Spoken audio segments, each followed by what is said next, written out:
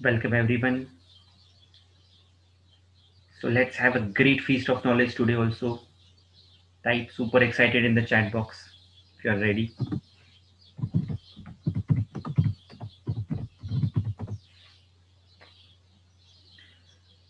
एक थोड़ा सा रिव्यू ले लेंगे कल हमने क्या सीखा है ताकि हम भूले नहीं कुछ कुछ स्पेशल चीजें। श्वेत अध्याय से हमने क्रक्स क्या क्या लिया, पहले श्लोक से क्रक्स लिया है, पुरुष मूत्र रेतांसी न सज्जंती कथंचन। कि श्वेत की एक फलश्रुति ऐसी है कि ये शरीर के किसी भी भाव पदार्थों को अनुलोमित कर देती है।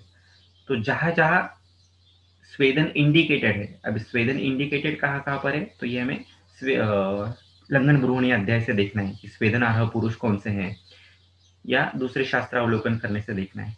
बेसिक कंडीशन है स्तंभ गौरव शूलग्नम स्वेदनम स्वेदकारकम, ये स्वेदन की व्याख्या है। तो जहां जहां पर स्तंभ की संप्राप्ति है यानी कि शीत गुण के हेतु है, गौरव की संप्राप्ति है, अंग गौरव है, उदर गौरव है, और शूलग्नम जहां जहां पर शूल की संप्राप्ति है, खास करके रुक्ष शीत गुण और गुरु गुण, इनके कारण जहां जहां पर संप्राप्ति होती है शूल की, वहां पर आप स्वेदन कर्म को यूज कर सकते हो। वृक्ष स्वेद, स्निग्ध स्वेद, अलग अलग प्रकार से उसको यूज कर सकते हैं। एक लैटरल थिंकिंग इसमें ऐसा है कि स्वेदन सिर्फ किसी को स्टीम में डाल देना या बाहर से पोटली से सेक करना ही स्वेद नहीं होता है, अंदर से स्वेदन करने वाली मेडिसिन देना ये भी स्वेदन है। तो इस दृष्टि से आप स्वेदोपग महाकषाय को बहुत ब्यूटीफुली यूज कर सकते हैं अलग अलग पेशेंट्स में। अलग अगर आपने यवागु को ध्यान से देखा होगा तो उसमें स्नेहनी यवागु करके एक आया है चरक सूत्र 3 में, जिसमें तिल से यवागु सिद्ध करने के लिए कहा है। तो तिल ये स्वेदोपग महाकषाय में भी आया हुआ है। तो जहां जहां पर आपको स्वेदन करना अपेक्षित है आहार से भी, तो वह आप तिल से यवागु सिद्ध करके दे सकते हो। तिल और कुलत्थ ऐसा भी दे सकते हो, तिल कुलत्थ माश बदर पुनर्नवा, ऐसे कुछ द्रव्य डालकर भी आप यवागु सिद्ध करके दे सकते हो जहां जहां पर आपको स्वेदन कर्म अपेक्षित है। खास करके ऐसे पेशेंट हमारे पास आते ही है जिनमें गौरव होता है, शूल होता है, स्तंभ होता है। तो इसमें भेषज का रोल कभी भी लिमिटेड होता है या लिमिटेड करना चाहिए। आहार प्रधान कल्पना जो है वो हमेशा ज़्यादा यूज करनी चाहिए। तो इसमें एक सिंपल मेथड आप ऐसा यूज कर सकते हैं कि मान लीजिए आपने पुनर्नवा का एक काढ़ा बना लिया जो स्वेदोपग महाकषाय से है। मान लीजिए 10 ग्राम पुनर्नवा ले लिया, 650 ml पानी में उसको अर्धावशिष्ट काढ़ा बना लिया 350 ml तक, और इसमें फिर आपने तिल या कुलत्थ या माश या तीनों साथ में इनको आपने इसी सिद्ध जल में पका लिया। और ये जब पूरी तरह से पक जाए तो फिर ये जो मंड जैसा तैयार होगा या सिक्त के साथ आप इसकी पेया रुग्णों को घृत मिलाकर या बिना घृत के, जैसा आपका प्रयोजन है ये वैसा दे सकते हैं। ठीक है, isn't it simple? And lot many conditions are there where you can use this thing. Please type in the chat box so that I can move ahead. पूरा समझ में आ जाए आपको, ऐसा कुछ नहीं, जिस्ट समझ में आना है हमें विद द फ्लो जाना है। हर एक दिन एक अध्याय, बाकी का जो नहीं समझ में आ रहा है वो डिस्कशन ग्रुप पे होते रहेगा, और बाकी आप मार्क करके रखिए, पढ़िए, और जो कुछ नहीं समझ में आता है इंडिविजुअली या ग्रुप पे भी आप पूछ सकते हैं। Going with the flow is very जरूरी। हर दिन हमें एक ही अध्याय करना है, ये रूल है, क्योंकि हमें 4 महीने में संहिता कंप्लीट करनी है पारायण, और इसको इसी टेक्निक से करेंगे तो ही ज्यादा से ज्यादा ग्रहण करेंगे। यदि हम एक ही चीज पर चिपक के बैठ गए बहुत दिन तक तो फिर वो होता नहीं है, राइट। कल मैंने एक एग्जांपल भी दिया था आपको स्वेदन का कि एक कोलटकर सर का एक पेशेंट था जिसमें शीत गुण के सभी हेतु उन्हें मिले थे। पर्युषित आहार था, वातल प्रकृति थी, वातल देह था, शीत ऋतु था, और उनके यहाँ स्वेदन करने की व्यवस्था नहीं थी। ऐसा पेशेंट मलावष्टम की शिकायत लेके आया था, और साथ ही साथ उसको कभी भी स्वेद प्रवृत्ति होती नहीं थी या अत्यल्प स्वेद प्रवृत्ति होती थी। इस सभी पार्श्वभूमि पर उन्होंने पुरीश मूत्र रेतांसी न सज्जंती कथंचन, इस सूत्र का आधार लेकर स्वेदन कर्म करना है अंदर, लेकिन स्वेदन देने की वैसी तो व्यवस्था नहीं है। ऐसा यूज कर करके त्रिभुवन कीर्ति का इंटरनल यूज किया था, जिससे उस व्यक्ति का शूल तो कम ही हुआ ही, लेकिन मलावष्टम भी दूर हो गया। इसका फिर से ये मीनिंग नहीं होता है कि त्रिभुवन कीर्ति ये मलावष्टम की दवाई है, ठीक है, ये मीनिंग बिल्कुल भी मत लीजिएगा। ये उपक्रम की निश्चिति हमने की थी, उपक्रम ही उपक्रमित न द्रव्य ही उपक्रमित। उपक्रम प्रधान है, द्रव्य गौण है। उपक्रम की निश्चिति किससे होती है तो हेतुओं के आधार पर। कौन से हेतु मिले उसके आधार पर एग्जैक्टली विपरीत उपक्रम की निश्चिति की। And once you decide the उपक्रम, एक बार आपके मन में उपक्रम फिक्स हो गया कि कौन सा करना है, then sky is the limit. फिर आप कौन सा भी द्रव्य यूज करो, दैट डजंट मैटर। आपकी बुद्धि जितनी तीक्ष्ण होगी उतना आशुकारी उपद्रव्य आप यूज कर पाओगे। मान लीजिए स्वेदन करना है तो आप किसी से भी स्वेदन कर सकते हो, लेकिन यदि आपको गामित्व पता है और आपको मूत्राशय से रिलेटेड स्वेद करना है तो आप पुनर्नवा यूज करोगे, आप गोक्षुर और कंटकारी इस कॉम्बिनेशन में कुछ यूज करोगे। तो इस प्रकार से वो बुद्धि की तीक्ष्णता से डिपेंड होता है। लेकिन यश सबको मिलता है, सिर्फ किसी को 2G से मिलता है, किसी को 4G से मिलता है, वंस यू डिसाइड द उपक्रम। और बाकी आपका अध्ययन कितना डीप है उसके ऊपर से वो डिसाइड होता है, राइट। तो हम आगे बढ़ते हैं उपकल्पनीय अध्याय में। बहुत ध्यान से सुनिएगा आज का जो भी सेशन है। अगर मैं कहूँ कि आज मैं आपको कुछ ऐसी बातें बताने वाला हूँ जो आपकी प्रैक्टिस का लेवल एक अलग स्तर पे लेके जाएगा, आपको सिद्धहस्त बनाने में मदद करेगा। और सिंपल सिंपल चीज़ें, डिफिकल्ट चीज़ें नहीं, आप सभी उसको कर पाओगे। आप सेकंड ईयर में हो, थर्ड ईयर में हो, या प्रैक्टिस आपकी अच्छी चल रही हो, अगर मैं आपको ऐसा कहता हूँ और इसके बदले में आपसे कुछ मांगता हूँ, है ना, कुछ दूंगा तो आपसे कुछ लूंगा भी, तो क्या आप तैयार है उसके लिए? Please type in the chat box. इस अध्याय से एक ऐसी बात आपको बताऊंगा जो आपने कभी पहले सुनी नहीं होगी किसी से, right, great. Okay, now if I से कि आपको मैं 5 मिनट्स का टाइम देता हूँ, if I charge 25,000 rupees for this formula और whatever concept that I am going to give you, how many of you are ready? जो भी 5 लोग पहले 25 टाइप करेंगे उनको ही ये मैं दूंगा।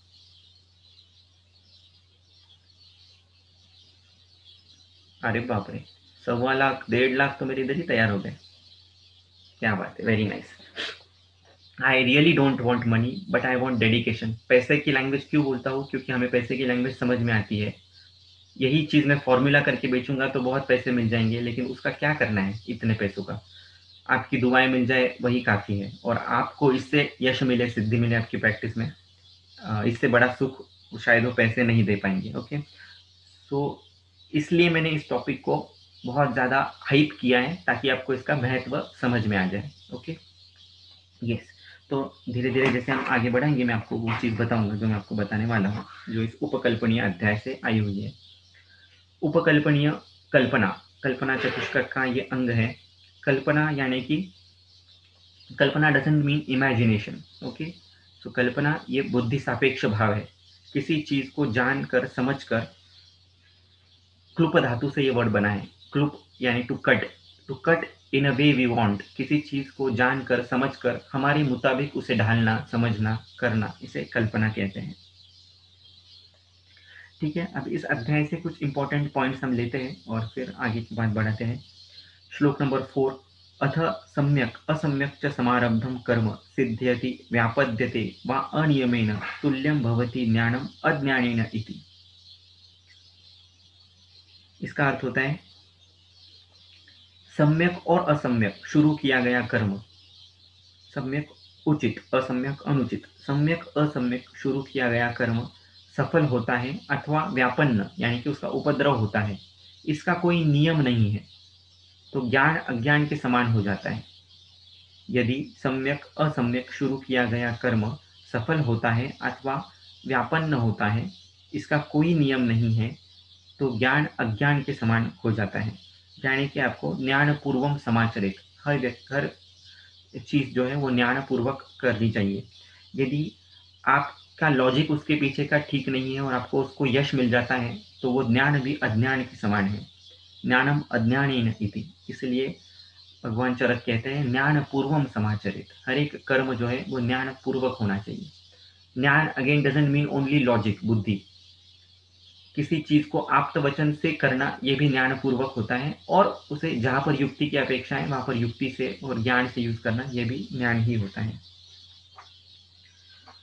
आगे का श्लोक है जो बहुत प्यारा श्लोक है, बहुत पसंदीदा श्लोक है मेरा, या पंच लाइन का ये लाइन नंबर, श्लोक नंबर 5, यानी अनुचित यानी अनुचिन्त्यमानानि विमल विपुल बुद्धेः अपि बुद्धिम आकुलीकुर्युः किं पुनरल्पबुद्धेः।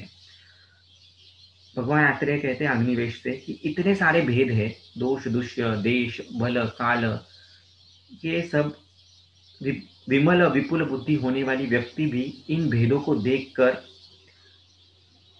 मोहित हो जाती है। उसे भी समझ में नहीं आता कि मैं चिकित्सा में क्या करूं। तो हम जैसे अल्प बुद्धि का क्या होगा, राइट? बहुत गहरा प्रश्न पूछा है कि तीक्ष्ण बुद्धि वाले लोग हैं, तीक्ष्णतम बुद्धि वाले लोग हैं, वो भी इतने भेद से भ्रमित हो जाएंगे, कुंठित हो जाएंगे, मोहित हो जाएंगे, फिर तो हम अल्प बुद्धि है, हमारा क्या होगा, है ना? ऐसा प्रश्न पूछा। और हम तो उसके भी नीचे के लोग हैं, हम मंद बुद्धि से भी नीचे मंद बुद्धि है, और ऊपर से कलयुग के लोग हैं। तो एक प्रकार का रज और मोह का आवरण सतत हमारे ऊपर है। तो हमें कैसे ये शास्त्र समझेगा और कैसे हम रुग्णों के इतनी सारी चीजों को एट ए टाइम देख पाएंगे, ये उन्होंने प्रश्न किया है। इसका उत्तर हालांकि इसमें नहीं है दिया हुआ, लेकिन इसका उत्तर पारायण में छुपा हुआ है। पारायण करने से आपको वो सुप्त जो ज्ञान है, जो आप कॉन्शियसली आपका ब्रेन नहीं समझता है, लेकिन सबकॉन्शियसली और अनकॉन्शियसली आपका माइंड बॉडी सोल समझता है, तो वो आप में आता है। और वो कॉन्फिडेंस भी आता है कि प्रधानम अत्र भीषकम, आप स्वयं को प्रधान समझना शुरू करते हो, वाकई में वैसी गुणवत्ता आप में आती है। और जो चीज़ें क्लिष्ट होती है, आकुली कुर्युहु, बुद्धि को आकुलित करने वाली, मोहित करने वाली होती है, वो भी आपको समझ में आना शुरू हो जाता है। तो इसकी टीका कभी आप पढ़िएगा इस श्लोक की, अच्छा है, उन्होंने बहुत सारे भेद बताए हैं। इससे हमें ये समझ में आता है कि कितने फैक्टर को हमें देखना चाहिए चिकित्सा करते वक्त। बल देखना चाहिए, सहज युक्तिकृत कालकृत बल, देश देखना चाहिए, अलग अलग उन्होंने एग्जाम्पल्स दिए हैं। तो इस माध्यम से एक बार आप देखने की कोशिश कीजिए। लास्ट लाइन सिर्फ बता देता हूँ चक्रपाणी टीका की, जो इंपॉर्टेंट है, 5th श्लोक की। एतानि दोषाद्य अवस्थान्तराणि चिकित्सा प्रयोगे यथा यथा उपेक्षन्ते तद उदाहरणम शास्त्रे अनुसरणीयम, right? Second last line 5th श्लोक की। अनेक भेद है, दोष, औषध, देश, काल, बल, शरीर, आहार, सात्म्य, सत्व, प्रकृति, वय, इसके बहुत सूक्ष्म भेद है।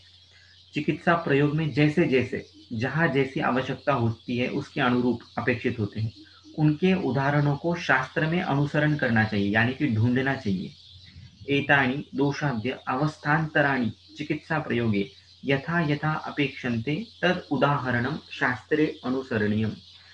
कहाँ पर वय को प्राधान्य देकर बात कही गई है, कहाँ पर आशय को प्राधान्य देकर, कहीं कहीं पर अवस्था को प्राधान्य देकर, कहीं पर देश को प्राधान्य देकर ऐसी बातें कही गई है।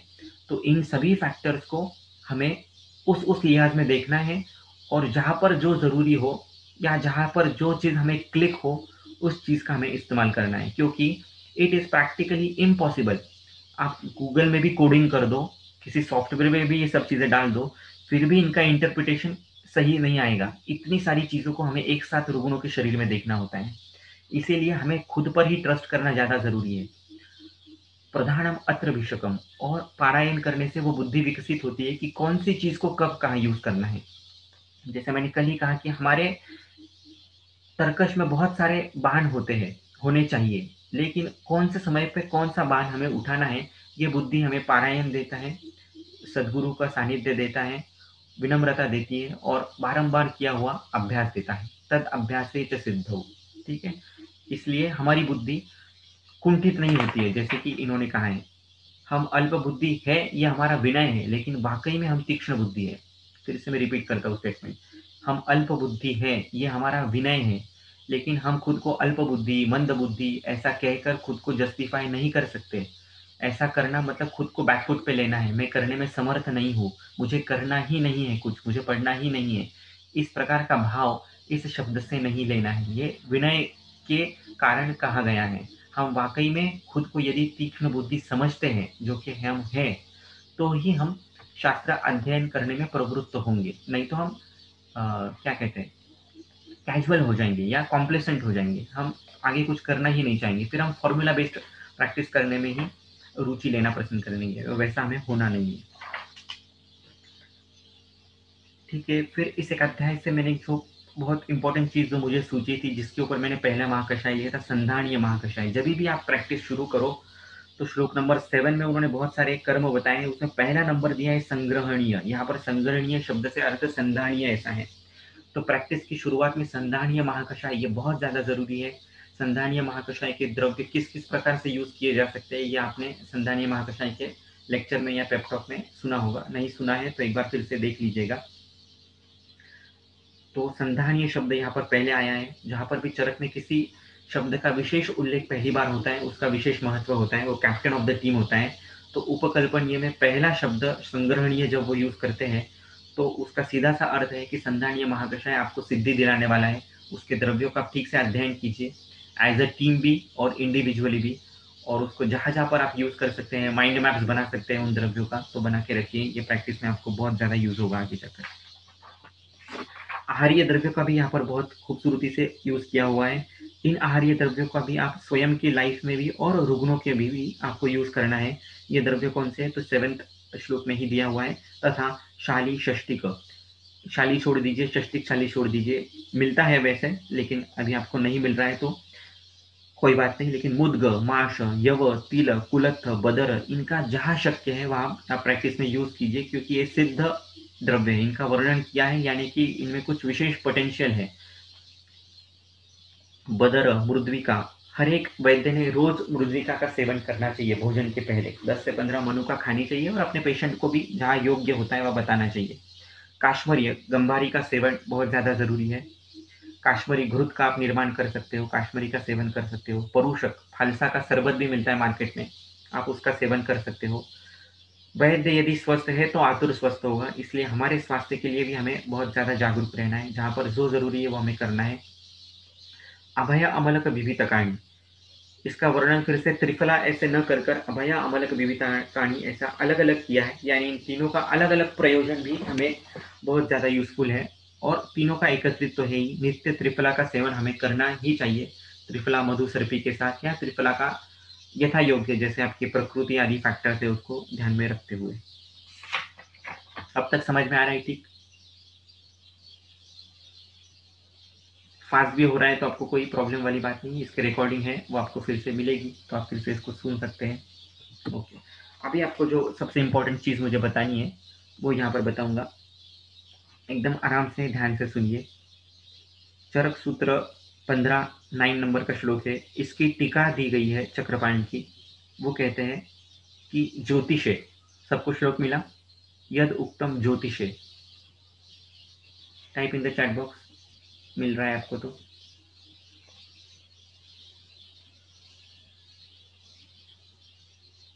ओके, तो यद उक्तम ज्योतिषे पुष्यो हस्तस्तथा ज्येष्ठा रोहिणी श्रवण अश्विनौ स्वाति सौम्यंच भेषजे कुर्याद अन्यत्र वर्जयेत। ये भी बहुत, ज्योतिष शास्त्र जो है ये बहुत बड़ा शास्त्र है। आयुर्वेद और ज्योतिष शास्त्र का बहुत गाढ़ा रिलेशन है, एक दूसरे को पूरक ऐसे ये शास्त्र है। तो इसमें चक्रपाणी ने एक ज्योतिष शास्त्र का रेफरेंस दिया है कि 7 ऐसे नक्षत्र है जो, जिसमें यदि आप चिकित्सा करते हो तो आपको सिद्धि मिलती है। ओके, तो ये नक्षत्र कौन से? पुष्य नक्षत्र, हस्त नक्षत्र, ज्येष्ठा, रोहिणी, श्रवण, अश्विनी नक्षत्र, स्वाति नक्षत्र। भविष्यजे कुर्यात अन्यत्र वर्जयेत, बाकी नक्षत्रों में यदि आपके पास पेशेंट आता भी है तो शायद उतनी सिद्धि नहीं मिलेगी, लेकिन इन 7 नक्षत्रों में आपको सिद्धि मिलती है, provided other factors are proper. ऐसा नहीं है कि ये दैव है, कुछ भी दे दो आपने, यद्वा तद्वा भविष्यति, ऐसा नहीं है। उचित युक्ति लगाकर इस नक्षत्र पर आप यदि करते हो तो आपको सिद्धि मिलती है। जो श्लोक आया हुआ है कि आपको वमन कषाय, मदन फल का कषाय कहाँ पर देना है, तो उस लिहाज से इन्होंने बताया है कि नक्षत्र तिथि करण मुहूर्ते कारयित्वा ब्राह्मणान स्वस्ति वाचनम प्रयुक्त अभिशिरा शिरभिर अभिमंत्रिता मधु मधुक सैंधव आदि आदि जो श्लोक दिया गया है। तो यहाँ पर क्लियर कट मेंशन है कि नक्षत्र तिथि करण मुहूर्त ब्राह्मण स्वस्ति वाचन अभिमंत्रित, श्लोकों का मंत्रित करना, ये सब उनको अपेक्षित है चिकित्सा में। तो आज से इन चीजों को कोई भी फालतू बोलेगा नहीं, इन चीजों के ऊपर अविश्वास दिखाएगा नहीं। हमें ये पता नहीं, ये हमारा दोष है। दैव व्यपाश्रय ये फर्स्ट नंबर की ट्रीटमेंट है और हमें इस पर श्रद्धा रखनी है और धीरे धीरे हमारे ज्ञान को वृद्धिंगत करते चले जाना है।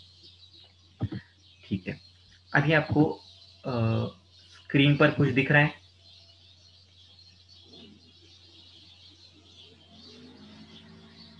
हाँ जी सर। ओके, तो ये मैंने आपको सिंप्लीफाई कर दिया है। जो जो नक्षत्र यहाँ पर दिए गए हैं उन नक्षत्रों के नाम लिखे हैं, उन नक्षत्रों के आराध्य वृक्षों के नाम लिख दिए हैं। उन नक्षत्रों को सिद्ध करने के लिए या वो नक्षत्र आप पर उपब्रूहित हो उसके लिए कौन सा दान करना चाहिए वो लिखा है। उन नक्षत्रों से रिलेटेड देवता लिखा है और जहां पर जो मंत्र हमें अपेक्षित है वो मंत्र वहां पर लिखे हैं। ये चार्ट आपको बाद में मिलेगा ही, तो फोटो नहीं भी निकाला तो कोई प्रॉब्लम नहीं। इसका सिर्फ आपको सार भाग बता देता हूँ, ध्यान से सुनिए। पुष्य नक्षत्र हम सभी जानते हैं, बहुत इंपॉर्टेंट नक्षत्र है। इस नक्षत्र का जो ग्रह रहता है, सॉरी इस नक्षत्र का जो, हाँ, तो वो शनि ग्रह है और ये बात का कारक होता है। इसका आराध्य वृक्ष अश्वत्थ माना गया है और इस नक्षत्र के लिए रक्त वस्त्र का आपको दान करना होता है और देवता बृहस्पति होते हैं। मंत्र है ओम ब्रह्म बृहस्पते नमः। जो स्टूडेंट्स जो बोलते हैं कि कंसंट्रेशन नहीं होता है, फोकस नहीं होता है, या आपके जो पेशेंट्स एडीएचडी के हैं, सिजोफ्रेनिया के हैं, डिप्रेशन के हैं, उनको आप ये मंत्र दे सकते हैं। कैसे बोलना है, क्या बोलना है, उसका बहुत ज्यादा विधि है, लेकिन आप स्वयं पहले ट्राई करके देखिए। 21 बार आपको सिर्फ बोलना है ओम ब्रूम बृहस्पतये नमः, ओम ब्रूम बृहस्पतये नमः, ओम ब्रूम बृहस्पतये नमः। इस प्रकार से यदि आप अश्वत्थ के पत्रों को या अश्वत्थ की जो छाल है, थोड़ी सी छाल और थोड़ा सा पानी, इसका सिद्ध कषाय बनाते हैं स्वयं के लिए। सिद्ध कषाय यानी क्या, सिर्फ ये पत्ते डालकर और थोड़ा वो भरड़ डालकर उसको सिर्फ पानी को उबाल लेना है और वो उबालते उबालते वक्त ही आपको ये मंत्र बोलते चले जाना है ओम ब्रूम बृहस्पतये नमः, ओम ब्रूम बृहस्पतये नमः, ओम ब्रूम बृहस्पतये नमः। और दिन भर सादे जल की जगह ये सिद्ध जल आप सेवन कर सकते हैं। इसी प्रकार का उपदेश आप आपके हर एक पेशेंट को भी दे सकते हैं जहां जहां पर बुद्धि का संबंध आता है, प्रज्ञा अपराध का संबंध आता है। और बुद्धि और प्रज्ञा अपराध का संबंध तो कहाँ नहीं आता है, हर ही जगह पर आता है। और उन पेशेंट को आप दान देने के लिए भी बोल सकते हैं यदि उनकी श्रद्धा हो या आप उनमें श्रद्धा जागृत कर सकते हो तो, ठीक है। इस प्रकार से हर एक नक्षत्र के बारे में आप सोच सकते हैं। इसका और डिटेल अध्ययन भी आप कर सकते हैं। मान लीजिए आपके पास कैंसर का पेशेंट आया है, तो वो कौन सी तिथि पर आया है आपके पास। यदि इन 7 तिथियों में से आया है तो आपको उसमें सिद्धि मिल सकती है या आपको यश मिल सकता है, ऐसा आप मानकर चलिए। इन 7 तिथियों के व्यतिरिक्त आता है तो सिद्धि उतनी नहीं मिलती है। ये ग्रंथ वचन है, आप्त वचन है, ओके। और इसके पीछे लॉजिक भी है, वो बहुत बड़ा विषय हो जाएगा, वो बाद में कभी देखेंगे। पेशेंट की यदि आप राशि नक्षत्र लेते हैं तो बहुत अच्छा होता है। यदि आपका पेशेंट मान लीजिए रोहिणी नक्षत्र वाला ही मिलता है आपको, और आपका लॉजिक भी कहता है कि इसको कषाय द्रव्य देना चाहिए, कषाय रस की ट्रीटमेंट है उसके व्याधि के अनुरूप, तो अन्य किसी कषाय रस के द्रव्य के जगह पर आप यदि जम्बू का यूज करते हैं जो कि रोहिणी नक्षत्र का वृक्ष है तो बहुत अच्छा है। इन आराध्य वृक्षों को आप आपके पेशेंट के थ्रू प्लांटेशन भी करवाइए। इससे निसर्ग का भी कुछ हमारी तरफ से निसर्ग का योगदान होगा और आप स्वयं भी कीजिए। आप स्वयं भी यदि ये 7 वृक्ष या 5 वृक्ष इनमें से जो है, खास करके अश्वत्थ, अर्क, कुचला, अर्जुन और जम्बू, इन 5 वृक्षों को खास करके यदि आप प्लांटेशन करते हैं और अपने पेशेंट को भी बताते हैं कि इनका प्लांटेशन कीजिए, तो दैव उपाश्रय का बेनिफिट आपको भी और आपके पेशेंट को मिलना शुरू हो जाता है। दान नित्यम, ये तो कहा गया है आचार रसायन में। यदि आपको हाईएस्ट लेवल ऑफ कॉन्शियसनेस आपकी लाइफ में चाहिए, हेल्थ, वेल्थ, सक्सेस, हैप्पीनेस, जो भी कुछ चाहिए, तो नित्य दान करने की आदत करनी चाहिए। उनमें से भी यदि आप इन चीजों का दान करते हो, कुछ ना कुछ, रोज किसी ना किसी स्वरूप में अन्न दान, रक्त वस्त्र दान, पादत्राण, किसी को चप्पल का दान, दूध का दान, भोजन दान, अन्न दान, गाय का दान जहां पर शक्य है, या गाय की सेवा, इस प्रकार से करते हैं तो अपने आप आपका जो प्रारब्ध है वो अच्छा होना शुरू हो जाता है और आपके पेशेंट का भी प्रारब्ध अच्छा होना शुरू हो जाता है। देवता भी वैसे ही है। बृहस्पति का तो मैंने आपको मंत्र बताया। सूर्य की उपासना हम सभी वैद्यों ने करनी है, क्योंकि अश्विनी कुमार भी जो देवभिषक है वो सूर्य पुत्र माने गए हैं। तो सूर्य नमस्कार करना, गायत्री मंत्र बोलना, जहां पर जो शक्य है सूर्य से रिलेटेड, वो आप हमेशा कर सकते हैं।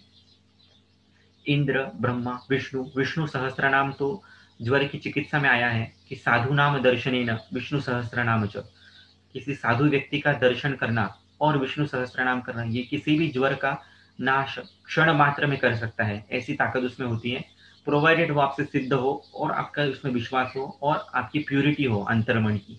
यदि आप में प्यूरिटी नहीं हो थॉट्स में, तो ये मंत्र काम नहीं करते हैं। अश्विनी कुमार का मंत्र बहुत जरूरी है, मैंने आपको बताया। अश्विनी कुमार जो है ये इनका नक्षत्र है अश्विनी नक्षत्र। अश्विनी नक्षत्र का ग्रह होता है केतु, और केतु को आयुर्वेद का ग्रह माना गया है। ओके, और इसका आराध्य वृक्ष कुचला है। तो हम सभी को कुचला का प्रैक्टिस में यूज करना ही है। कुचला का एक सबसे सुंदर कर्प है नवजीवन रस, जो कि रस तरंगिनी में आया है, उसके बारे में मैं आपको बाद में बताऊंगा। तो कुचला को आप किस प्रकार से प्रैक्टिस में यूज करते हैं वो देखना है। जब आप कुचला यूज करोगे, नवजीवन यूज करोगे, तो हमेशा अश्विनी कुमार का जो मंत्र है वो आपको बोलकर ही यूज करना है। और जब भी आप किसी पेशेंट को किसी आत्तिक अवस्था में वो दोगे, तो उसको भी अन्नदान करने के लिए बोलना है, और आप स्वयं को भी अन्नदान करना है। जब आप जिस दिन उस वृक्ष का प्रयोग करोगे आपके पेशेंट में, उसी दिन आपको अन्नदान करना है, तो वो कल्प सिद्ध होता है।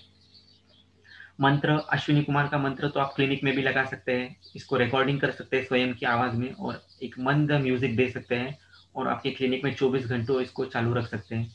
मंत्र बहुत ही सिंपल है, उसका मीनिंग ही मैंने आपको बताया। ऋग्वेद का मंत्र है ओम अश्विना यज्वरीरिषो द्रवत्पान शुभस्पति पूर्वभुजा च नस्यतम।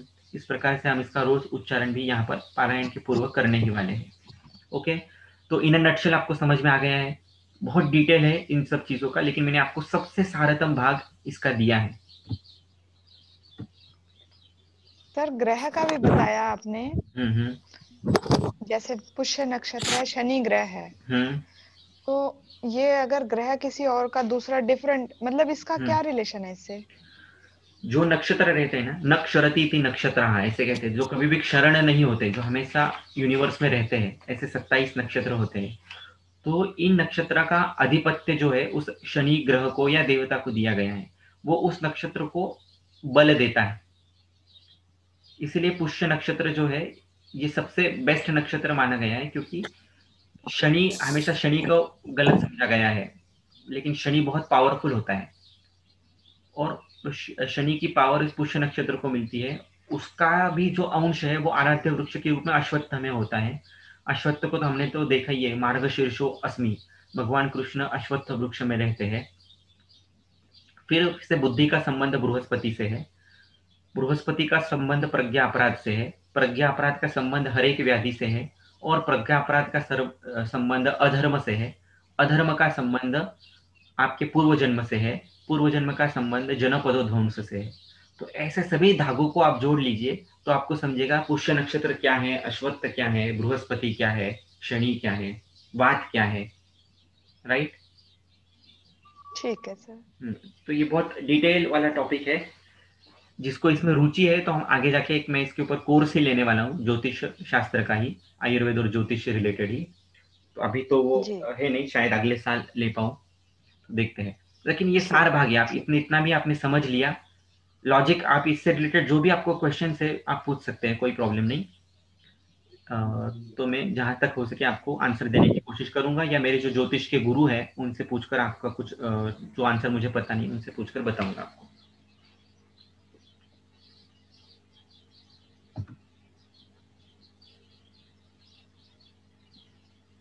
कैसा लगा आपको? ये फॉर्मूला है लेकिन लॉजिक है, और मैंने उसका निचोड़ आपको दे दिया है। It is really excellent. यदि आप करते हो इसको तो आपको इसको रिजल्ट मिलेंगे, बहुत ही बढ़िया रिजल्ट मिलेंगे। श्रद्धा चाहिए, यूज करना चाहिए। जो भी वनस्पति है उनको रैंडम हमको कट नहीं करना है, हमेशा कारुणा भाव, उस जब भी आप कुचला यूज करो, अर्क यूज करो, अत्यंत करुणा भाव से उस नक्षत्र को, उस देवता को विजुअलाइज करके ही उनको लेना है, और पेशेंट को देते वक्त भी उससे तद अनुरूप दान करवाना है। तो वो वनस्पति भी करुणा भाव से उसके शरीर में काम करती है। अच्छा, अभी मैंने ये चीज आपको दे तो दी है, इसके बदले में आप मुझे क्या दोगे पहले ये बताओ। मैं वैसे तो मारवाड़ी आदमी हूँ, फ्री में कुछ देता तो नहीं हूँ, कुछ ना कुछ तो आपको देना पड़ेगा। क्या दोगे बताओ जल्दी।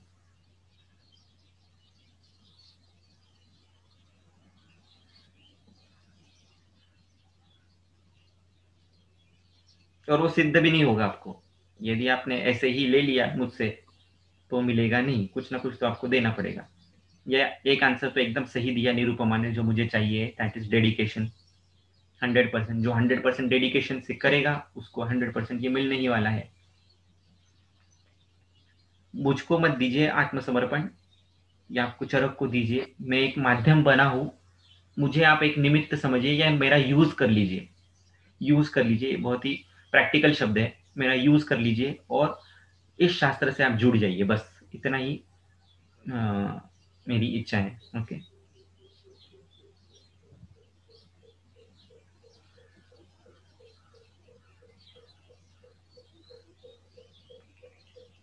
Right, wonderful. आपका पैशन, पर्सिवियरेंस, ये मेरी भी ताकत है, मुझे भी मोटिवेट करेगी और पढ़ने के लिए, आपको और कुछ अच्छा देने के लिए।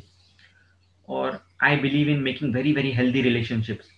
तो मैं कोई आपको 4 महीने में छोड़ने वाला तो हूँ नहीं, आप मुझे छोड़ोगे तो भी मैं आपको छोड़ने वाला नहीं वाला हूँ।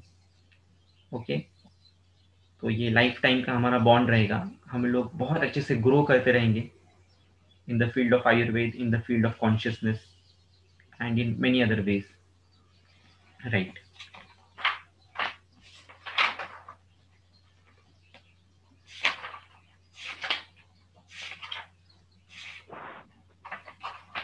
फिर इस अध्याय में आगे जाकर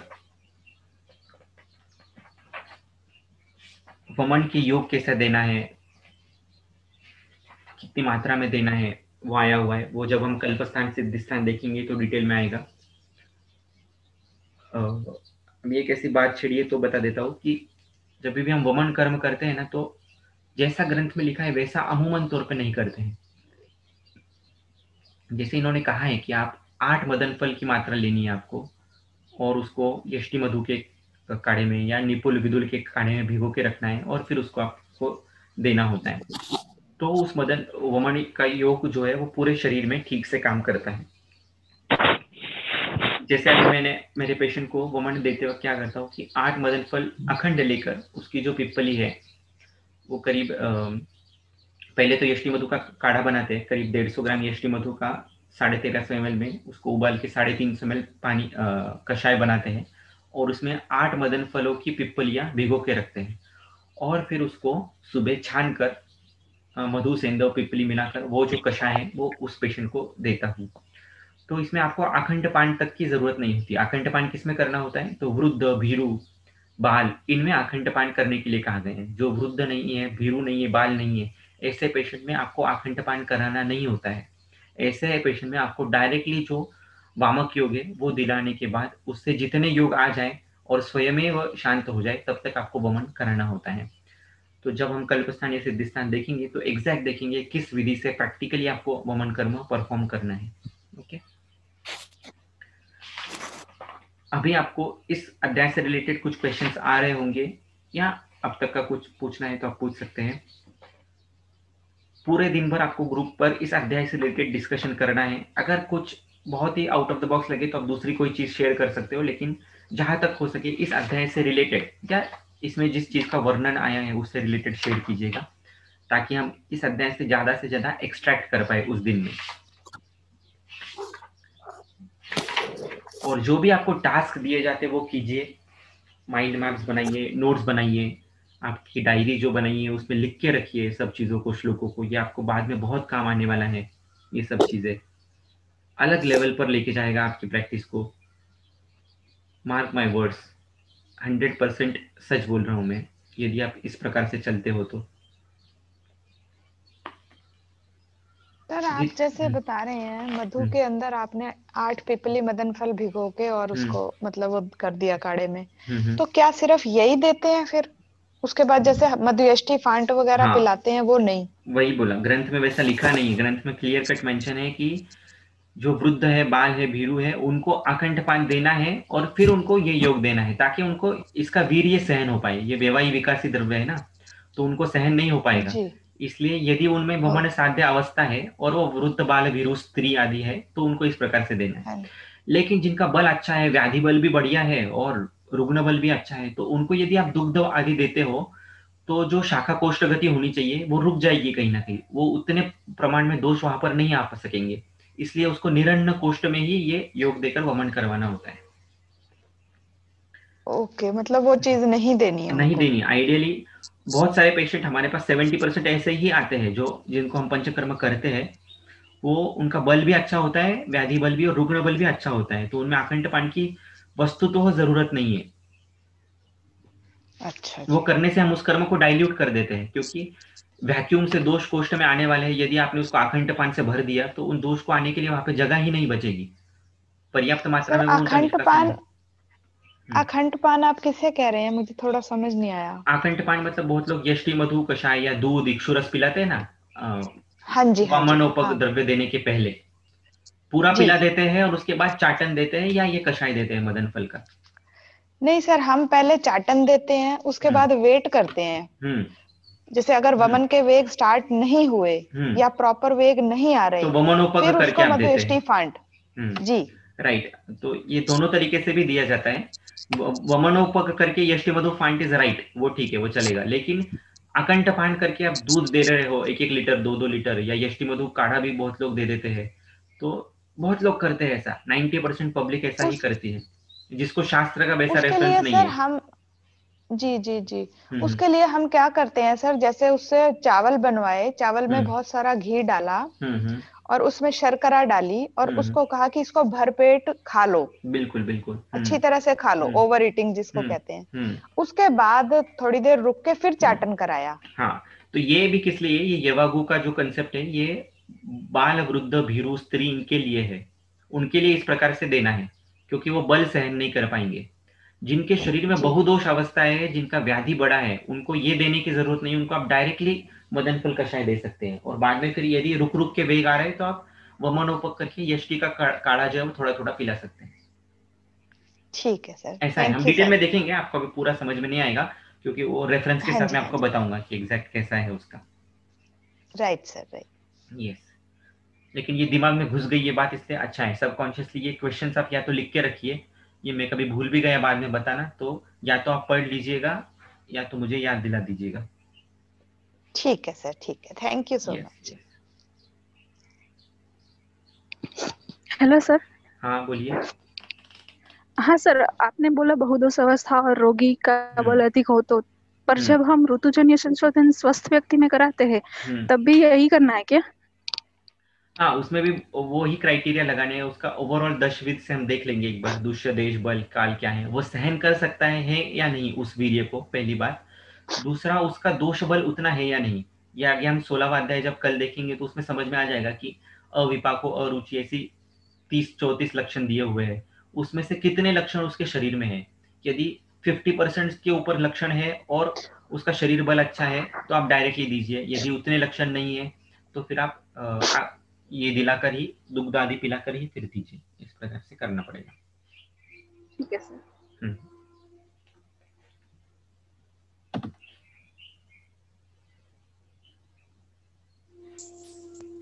एक्सक्यूज मी सर। हाँ।